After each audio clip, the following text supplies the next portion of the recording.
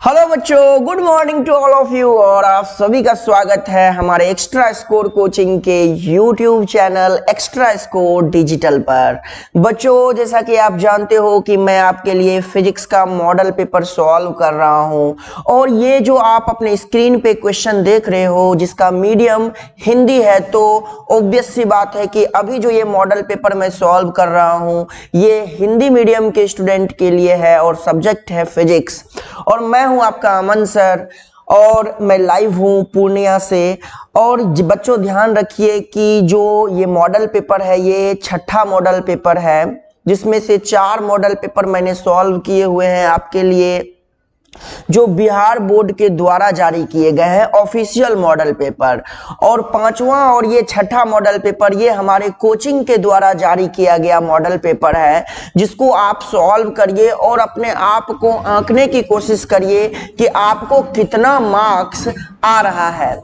Okay बच्चों, तो चलिए हम अभी सॉल्व कर रहे हैं आपके लिए क्वेश्चन पेपर और आपको भी हमारे साथ सॉल्व करना है क्वेश्चन और ये चेक करना है कि आप आज के मॉडल पेपर में कितना मार्क्स लेकर के आए हो। चलिए, ऑल द वेरी बेस्ट और अपन शुरू कर रहे हैं। आप भी हमारे साथ शुरू हो जाइए और मैं ले रहा हूं 36वां नंबर का क्वेश्चन।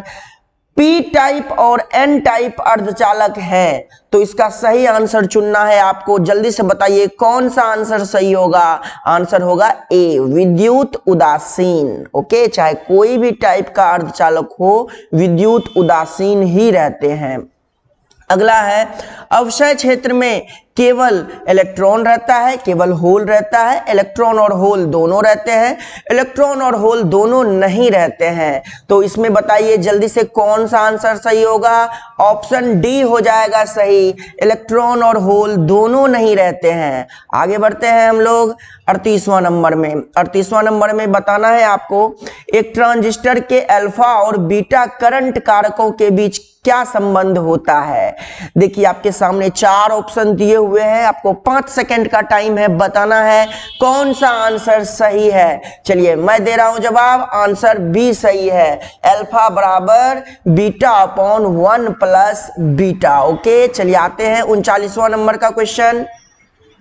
क्या दिया हुआ है, यदि a बराबर 1 हो और b बराबर 0 हो तो बूलियन बीजगणित a डॉट बी और प्लस a डॉट ए के संदर्भ में क्या सही है। तो ध्यान दीजिए यहाँ a डॉट बी है तो 1 डॉट 0 इसका आंसर होता है 0 और a डॉट ए है तो 1 डॉट 1 इसका आंसर होगा 1 और बीच में है प्लस, तो 0 प्लस 1 1 के बराबर होगा और 1 किसके बराबर दिया हुआ है क्वेश्चन में, a के बराबर। तो कौन सा ऑप्शन सही हुआ, ऑप्शन ए सही हो गया है ना। चलिए आगे चलते हैं, क्वेश्चन नंबर 40। H ऊंचाई के एंटीना से अधिकतम दूरी जिस तक टीवी सिग्नल प्राप्त किए जा सकते हैं, जहां पे r पृथ्वी की त्रिज्या है, तो हमें अधिकतम दूरी बताना है। क्या बताना है, अधिकतम दूरी। तो d बराबर फॉर्मूला होता है √2 इंटू h इंटू r। और देखिए ये कहां पे दिया हुआ है, ऑप्शन ए में, है ना। आगे बढ़े, 41वां नंबर पे लेते हैं हम। 41वां नंबर क्या दे रखा है, लंबी दूरी के रेडियो प्रसारण में शॉर्ट वेव बैंड का उपयोग किया जाता है क्योंकि आयन मंडल से परावर्तित हो जाता है, आयन मंडल को पार कर जाता है, आयन मंडल उसे अवशोषित कर लेता है, इनमें से कोई नहीं। तो आंसर होगा ए, आयन मंडल से परावर्तित हो जाता है। ओके, 42वां नंबर पे चलते हैं। कह रखा है, यंग के डबल स्लिट प्रयोग की अधिकतम तीव्रता I0 है। ओके, यदि किसी एक स्लिट को बंद कर दिया जाए तो तीव्रता क्या हो जाएगी। तो आंसर है I0/4। ओके, अगला 43वां नंबर क्या रखा है, रॉड में प्रेरित ईएमएफ होगा किसके बराबर। तो ये होगा BLV के बराबर। आगे ध्यान रखिए 44वां नंबर, चोक कॉइल का सेल्फ इंडक्शन 5 हेनरी है, इसके माध्यम से करंट 2 एम्पियर पर सेकेंड की दर से बढ़ रहा है, चोक कॉइल में स्वप्रेरित ईएमएफ होगा। तो ईएमएफ का फॉर्मूला होता है -L di/dt, ओके। और L का मान दिया है 5 हेनरी और di/dt दे रखा है 2 एम्पियर पर सेकेंड, तो ये हो जाएगा -10 वोल्ट। कहाँ है? ऑप्शन बी में। 45वां नंबर में क्या दिया हुआ है यहां देखिए ध्यान से, 15 का बाइनरी समतुल्य है। तो ये देखिए ये 15 है, इसको 2 से ही भागा लगाना, ठीक है ना बच्चा, और शेष को ध्यान रखना। तो 2 से 2 सता 14, शेष बच जाएगा 1, फिर 2 से 2 तिया 6, शेष बच जाएगा 1, फिर 2 से 2 एकम 2 है ना, शेष बच जाएगा 1, फिर 2 से 0 बार में शेष बचा जाएगा 1। अब ये जो शेष है उसको नीचे से ऊपर लिखिए, तो 1 1 1 1, 4 बार 1 है ना, तो आधार 2, यानी ऑप्शन सी सही हो जाएगा, है ना। चलिए 46 नंबर में आते हैं। क्या दे रखा है? कॉपर है। कॉपर यानी तांबा। क्या है? तो तांबा जो होता है वो डायमैग्नेटिक होता है, जिसको प्रतिचुंबकीय कहते हैं। 47वां नंबर, फ्यूज तार किस पदार्थ का बना होता है? तो फ्यूज तार तांबा का बना होता है। 48वां नंबर, विद्युत द्विध्रुव की अक्षीय स्थिति में विद्युत विभव है, कौन सा सही है? अब कौन सा स्थिति पूछा? अक्षीय स्थिति। अक्षीय स्थिति में विद्युत विभव का फॉर्मूला होता है 1/4 पाई एप्सिलॉन नॉट P/r², जहां पे P जो है विद्युत द्विध्रुव आघूर्ण है। आगे 49 नंबर, एक लाइन स्रोत के कारण किसी निश्चित दूरी पर वेव फ्रंट होगा, कैसा होगा? तो बेलनाकार। कैसा होगा? बेलनाकार। 49 का बी।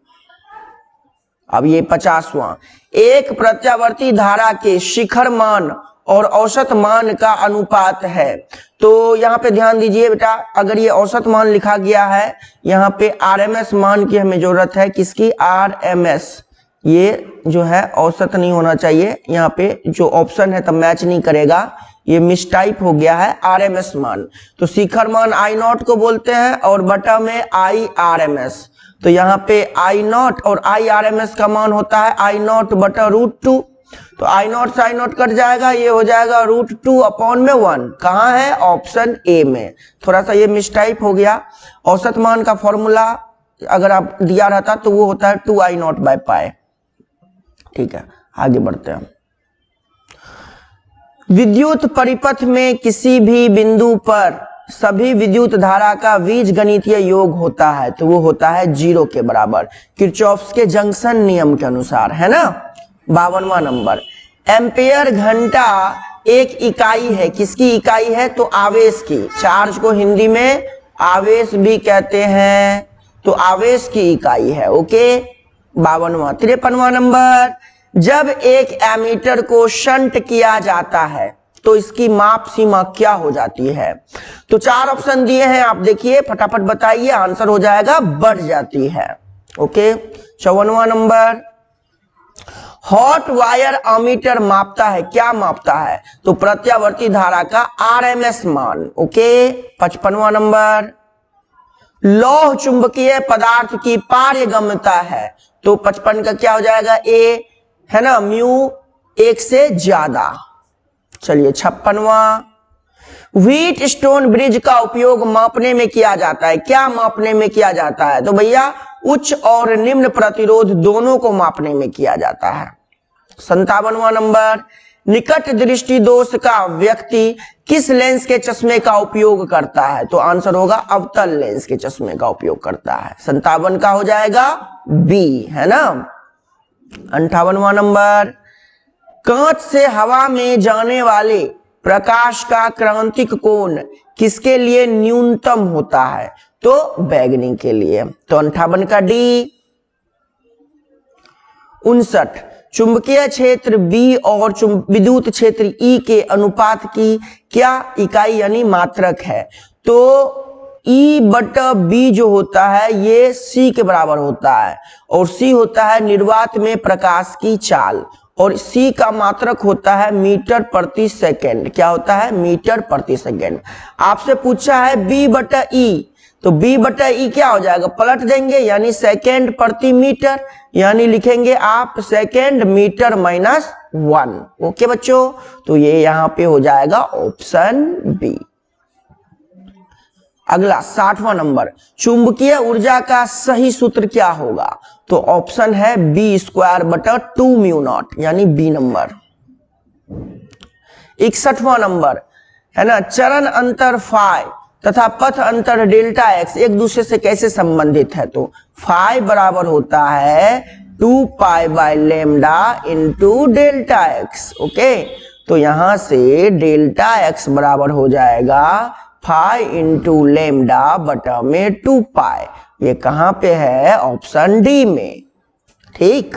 62वां नंबर, 110 वोल्ट पर संचालित होने पर 220 वोल्ट और 110 वाट बल्ब द्वारा खपत की गई विद्युत शक्ति है। तो पहले यहां से बल्ब का प्रतिरोध निकालिए। तो यहां से R बराबर होगा V²/P और V कितना है? 220, तो 220 का स्क्वायर बटा में 100 हो गया।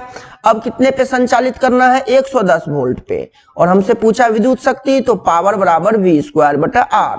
अब V का मान 110, तो 110 का स्क्वायर और बटा में R का मतलब 220 का स्क्वायर और बटा में जो 100 है ये ऊपर चला जाएगा, ये इसको 4 बार में काटेगा, 4 से ये 25 बार में, यानी 25 वाट, यानी ऑप्शन ए सही हो जाएगा।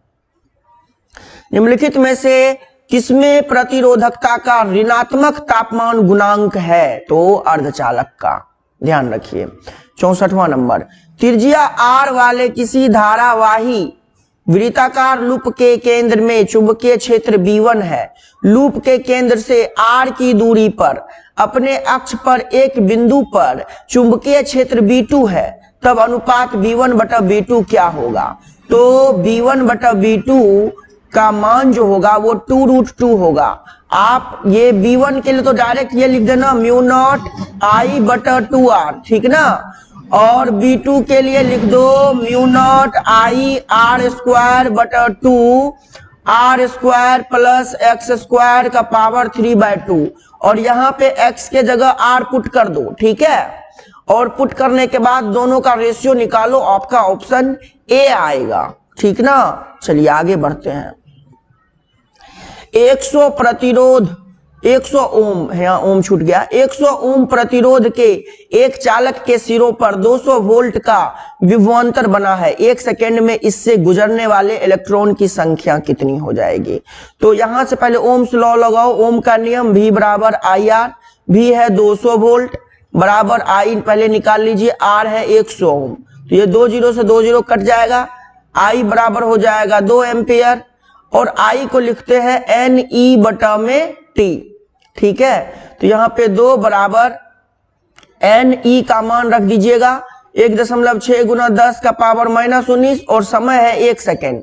यहां से N का मान आएगा ऑप्शन ए। N को आप कैलकुलेट करिए, ऑप्शन ए आएगा।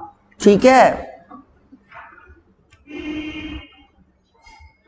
अब है एक श्रृंखला LCR सर्किट का प्रतिबाधा है, प्रतिबाधा यानी Z का मान, और ये जो है श्रेणी क्रम में है LCR सर्किट, है ना। तो Z बराबर होता क्या है? Z बराबर होता है XL - XC का होल स्क्वायर प्लस R²। खत्म हो गया, यानी ऑप्शन डी। 67वां, एक धारावाही तार को, यानी तार में करंट बह रहा है ना, एक समान चुंबकीय क्षेत्र में रखा गया है। यह अधिकतम बल का अनुभव करेगा जब यह होगा, कैसा होगा? तो ऑप्शन आपको 4 दिया हुआ है। तो बल का फॉर्मूला जो होता है किसी भी धारावाही तार के ऊपर, जब वो चुंबकीय क्षेत्र में रहता है तो उसके ऊपर बल का फॉर्मूला होता है ILB sin theta, sine theta. अब सोचिए ये अधिकतम कब होगा? FM का मान अधिकतम कब होगा? जब साइन थीटा का मान अधिकतम होगा, और साइन थीटा का अधिकतम मान होता है कब? जब थीटा कितना हो? 90 डिग्री। यस और नो? तो यानी कि आंसर हो जाएगा चुंबकीय क्षेत्र के लंबवत। 68वां नंबर में आते हैं।